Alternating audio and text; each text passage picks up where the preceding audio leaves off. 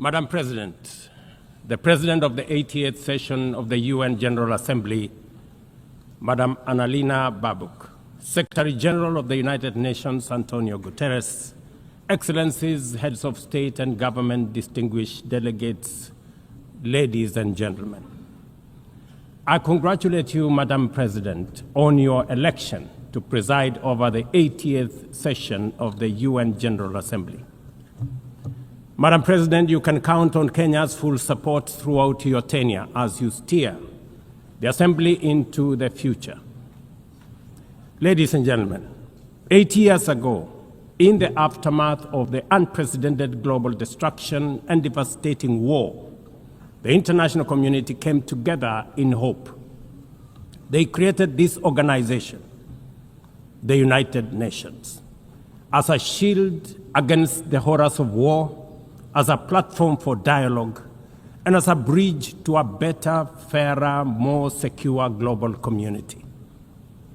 What is often forgotten or not mentioned today is that the United Nations grew out of the failure of the League of Nations that existed between 1919 and 1945. The League of Nations did not collapse for lack of good intentions or noble objectives. Formed at the end of the First World War and as part of the Treaty of Versailles, it was humanity's first attempt to build a permanent international organization to stop aggression and war and bring nations together. Its ambitions were to achieve collective global security, disarmament, peaceful dispute resolution, and cooperation on humanitarian and social issues. Despite these ideals, the League of Nations failed. The United States never joined, other great powers came and went, and without enforcement authority, its condemnation carried little weight.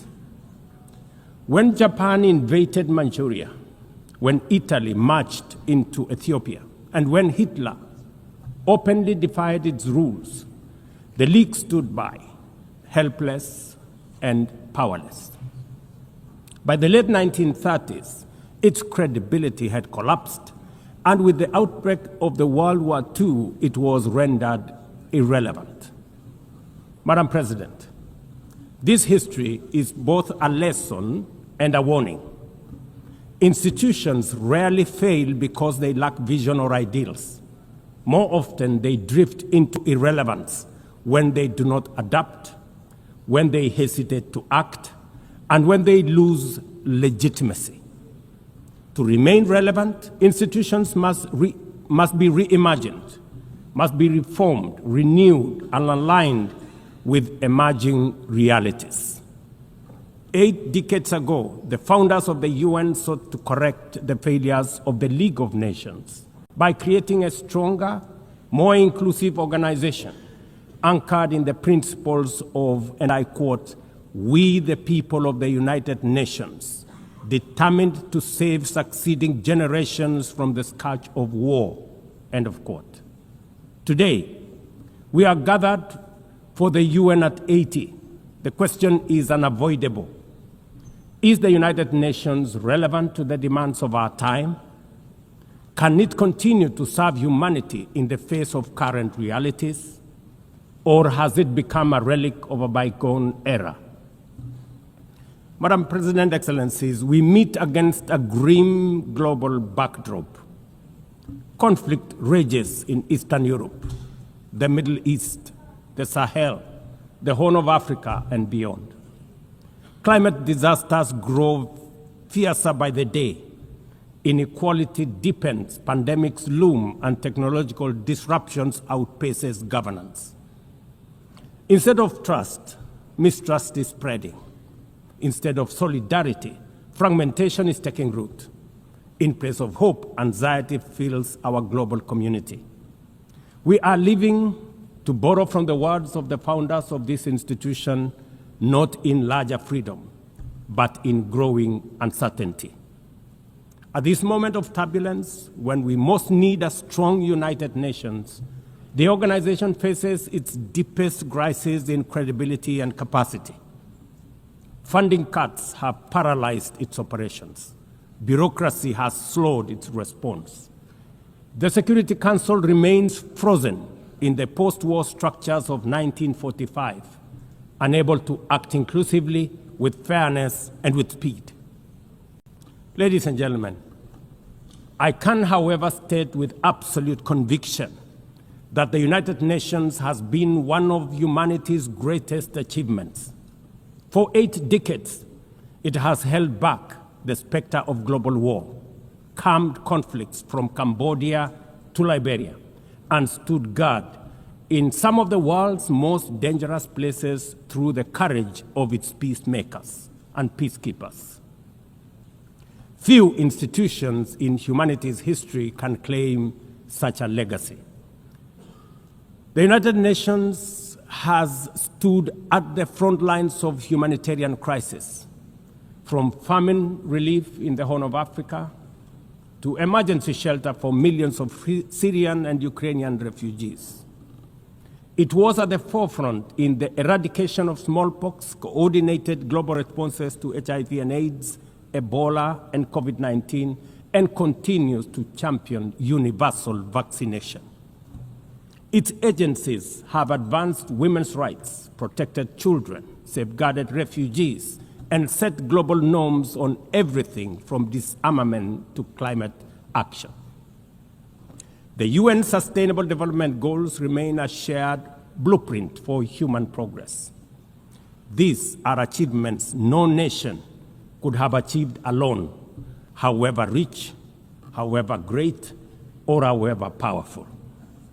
And yet, every institution, no matter how noble its origins or impactful its legacy, must adapt to changing times or slide into irrelevance. Today, the United Nations stands at a crossroads of renewal on one hand or decay on another. Put differently, after 80 years, the rhymes of time are calling on us to reimagine the original promise that inspired the founding of the United Nations, and that is the quest for global peace, development, and human rights. But this call must now be answered in a global context that is profoundly different from the post-war era in which the UN was conceived then. We would be denying the cold, hard truth if we say that the United Nations is delivering as it should. On peace and security, its voice is too often drowned by the rivalries of great powers, while some nations simply ignore its resolutions and do as they please. Too often, the UN's blue helmet, once a symbol of moral authority, no longer commands the same respect. From the conflicts in Gaza to Ukraine, to the crisis in Sudan, DRC Congo, Somalia, and the Sahel, we see actors proceed undeterred by the United Nations calls. Excellencies, ladies and gentlemen, Kenya speaks from the experience of a nation deeply invested in multilateralism. For decades, we have placed our troops and police in harm's way for peacekeeping missions across Africa and beyond, from Somalia to Democratic Republic of Congo, from South Sudan to most recently in our neighborhood here in Haiti.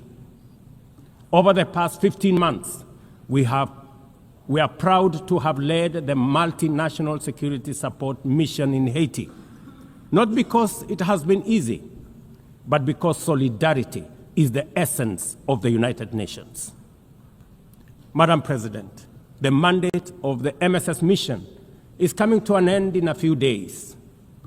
As the lead nation, allow me to briefly share our experiences, the successes and the challenges, as both a cautionary tale and a living lesson about the strengths and weaknesses of the current global security governance architecture. For far too long, the people of Haiti called out to the world. Too often, their pleas were met with silence, hesitation, or half measures. Haiti became a tragic reminder of what happens when the international community looks away, prevaricates, or offers half-hearted support.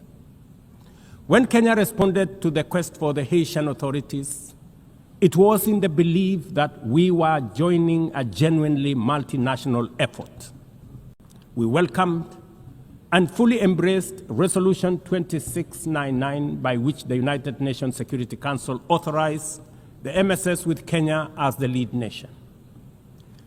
Drawing on our decades of peace support operations, we stepped forward, stepped up, and deployed our officers to confront the rampant menace of gang violence in Port-au-Prince and its environs. Madam President, ladies and gentlemen, the mission has operated in a volatile environment under enormous constraints. It has been underfunded, under-equipped, and operated below 40% of its authorized personnel strength. Our police officers have valiantly shouldered responsibilities without the full logistical support that would accompany any mission sanctioned by the United Nations. Despite these challenges, and against all odds, the MSS has delivered results many thought were impossible. The presidential palace, once under siege from gangs, is today restored as the seat of government. The police headquarters and the police training center, once overrun by gangs, are now secure, with the academy resuming the training of new police officers, over 700 of whom graduated a few months ago. Schools that have been shattered by violence have reopened, with children back in class, learning and progressing. Roads once manned or blocked by gangs have now free-flowing traffic. Cases of kidnapping and extortion have reduced sharply. The airport and the seaport, once surrounded by gangs, are now abuzz with normal operations.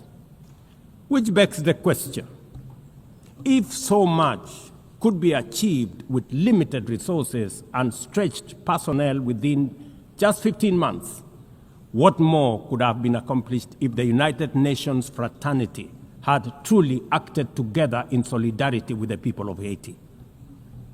From this podium, I wish to assure all partners and actors that with the right personnel, adequate resources, appropriate equipment, and necessary logistics, Haiti's security can be restored.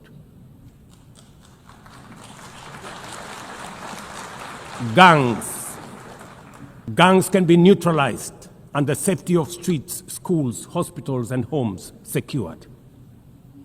The continued harassment, abductions, and criminal acts undermining the lives of Haitians are unacceptable, unjustifiable, and must be stopped by this organization, the United Nations. Madam President, as the UN Security Council deliberates on the next steps, we must not lose sight of the fact that the situation in Haiti demands sustained, coordinated, and undivided international attention. A careful and orderly transition from MSS is essential to consolidate the hard-won gains so far achieved.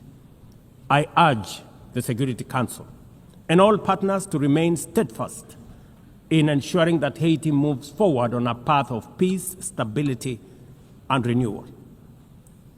Ladies and gentlemen, on human rights, our principle is clear and unwavering.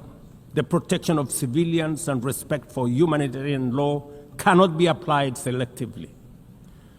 We cannot condemn suffering in one place and turn a blind eye in another. Kenya is gravely concerned by the humanitarian catastrophe in Gaza and by the immense suffering of civilians caught in the devastation of disproportionate military operations.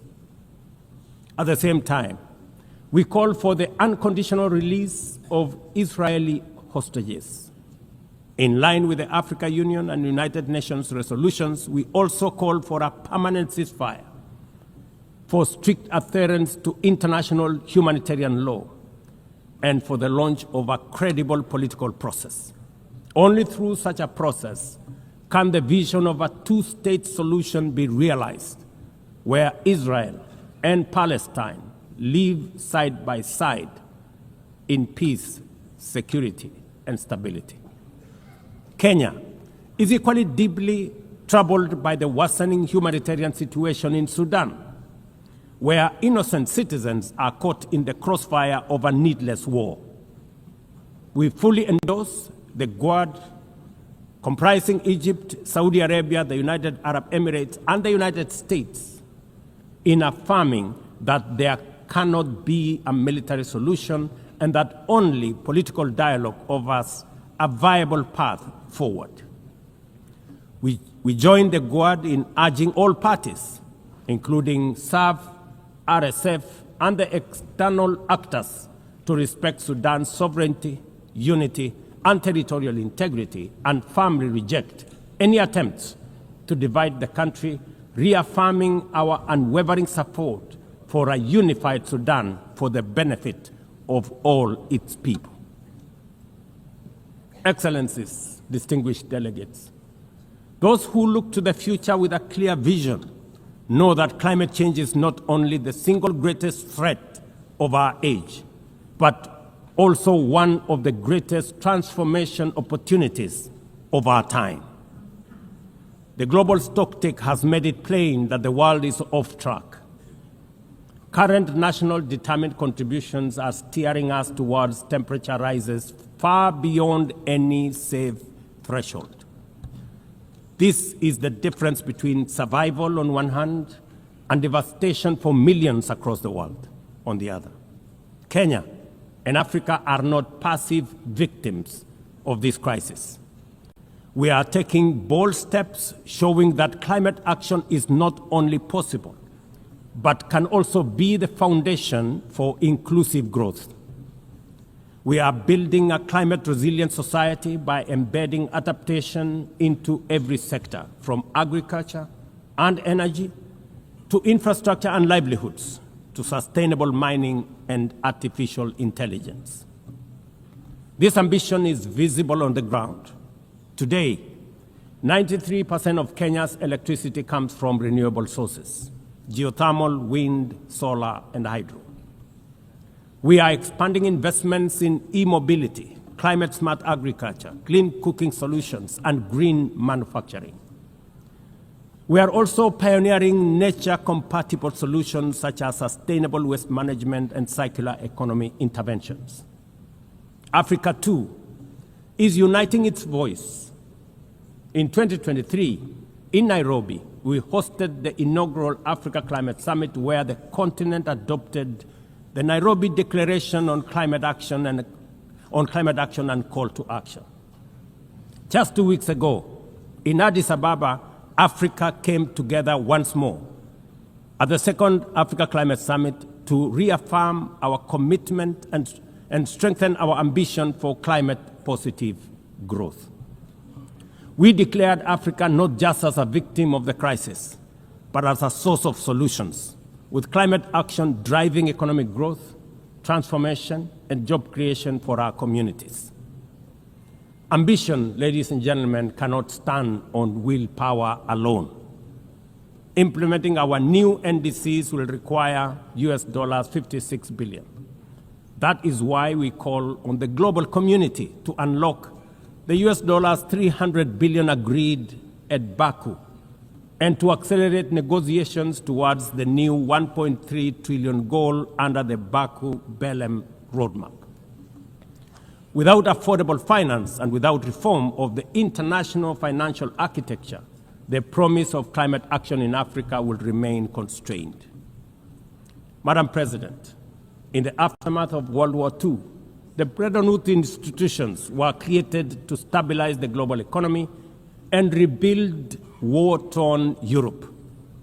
At that time, their design reflected the power and interest of the victorious nations, who were also their primary shareholders and beneficiaries. The IMF was tasked with upholding the gold standard exchange rate system, while the World Bank was established to finance Europe's reconstruction. Both have since evolved into development finance institutions, but their structures, decision-making, and governance remains dominated by wealthy nations. Today, the global context is vastly different. The global standard collapsed 5 decades ago, and Europe has long since been rebuilt. Yet, the governance of these institutions has not kept pace with needs of a multipolar world, especially the needs of poor and developing nations. The mismatch between shareholders and stakeholders has become starkly visible. For instance, during the IMF's recent allocation of special drawing rights, 64% went to wealthy nations. Just imagine, 64%. With little need for liquidity support. They didn't need the money anyway, but they got 64%. While the poorer countries received just 2.4%. What a disconnect. The imbalance highlights how the very institutions meant to safeguard global finance stability often perpetuate inequality and instability. I have argued, and I say it again, that the current global financial architecture punishes poor countries with high interest rates and enormous conditionalities while rewarding rich nations with lower interest rates and softer lending rates.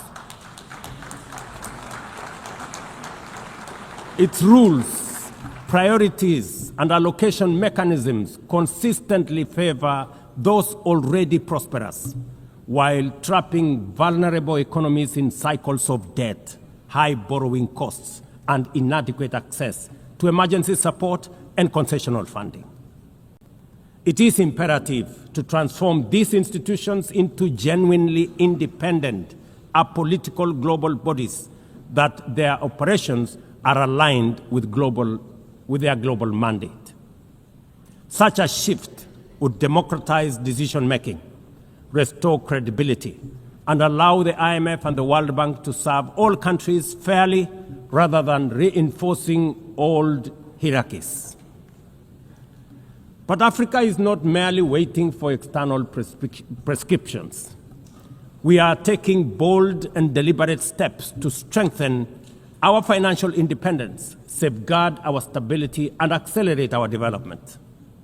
Kenya, for instance, fully endorses the establishment of the Alliance of African Multilateral Financial Institutions, launched with the Africa Union in February 2024. This alliance brings together our homegrown banks, Afrexim Bank, the Africa Finance Corporation, the Trade and Development Bank, Shelter Africa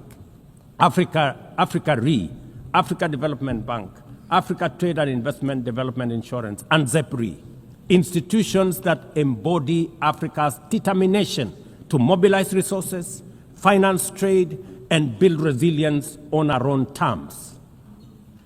At the same time, the Africa Union is championing 3 transformative institutions: the Africa Central Bank, which will issue a single currency and free our trade from dependence on foreign money; the Africa Monetary Fund, positioned to stabilize our economies and give us true financial sovereignty; and the Africa Investment Bank, designed to mobilize resources for infrastructure, industrialization, and integration that Africa needs to rise.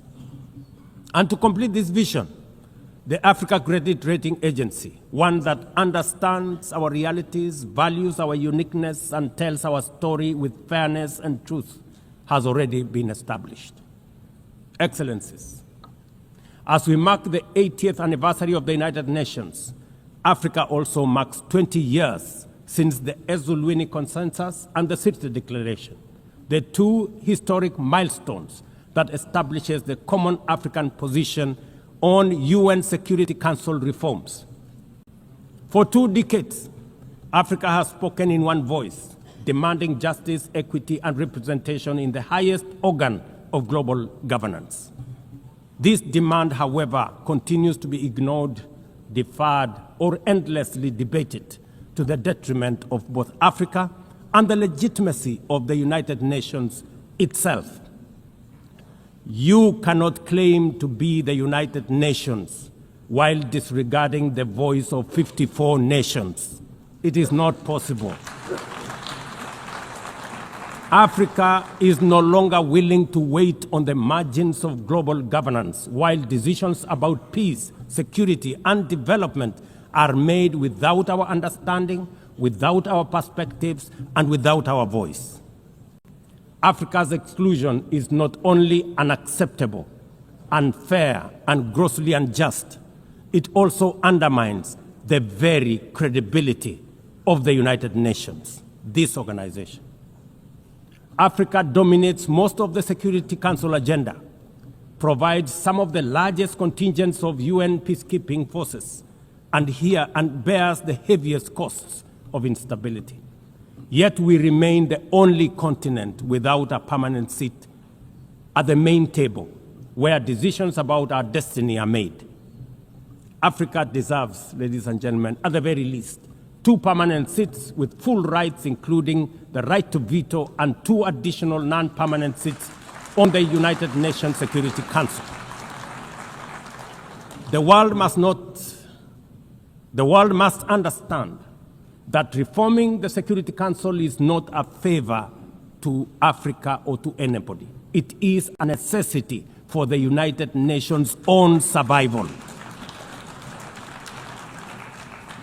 If the United Nations is to remain relevant in this century, it must reflect today's realities, not the post-war power arrangements of 1945. Madam President, despite the stated and evident weaknesses of the United Nations, it still remains humanity's best chance at global solidarity. No other institution has the universal legitimacy or convening power of the UN. From coordinating humanitarian relief in times of war and disaster, to mobilizing the global response to COVID-19, to driving consensus on climate change through the Paris Agreement, the UN has consistently shown that the world can achieve together what no nation can accomplish on its own, however mighty or great or powerful. As Dag Hammarskjöld, the UN's Second Secretary General, once observed, and I quote, "The United Nations was not created to take humanity to heaven, but to save it from hell." End of quote. That mission is as urgent today as it was 8 decades ago. At a time when conflicts are multiplying, when climate change threatens every economy, and when inequality is widening, the need for a functioning, credible, effective, and a multilateral system has never been greater. It is through the UN that nations have pooled resources to vaccinate billions of children, to protect refugees from through the work of the UNHCR, and to keep the peace in more than 70 missions across the world. Without the UN, these achievements, modest though they may sometimes seem, would not have been possible. That is why we must resist the temptation to give up on the UN or abandon it. We must make it fit for purpose, reform its structures, strengthen its mandate, and ensure its decisions reflect today's realities rather than the geopolitical map of a bygone era. As one of the hosts of the UN headquarters and the only one in the Global South, Kenya stands ready to do its part to enable the organization to go through this phase of renewal successfully as envisaged by the Secretary General under UN 80 reforms. In conclusion, Madam President, ladies and gentlemen, the 80th anniversary of the United Nations must be more than a commemoration. It must be a turning point for the organization. Let us seize this moment to reimagine and rebuild the UN into a body that commands legitimacy, responds with speed, and delivers justice for all. I thank you, and God bless you. On behalf of the Assembly, I wish to thank the President of the Republic of Kenya and Commander-in-Chief of the Defense Forces. The Assembly will now hear an address by His Excellency Santiago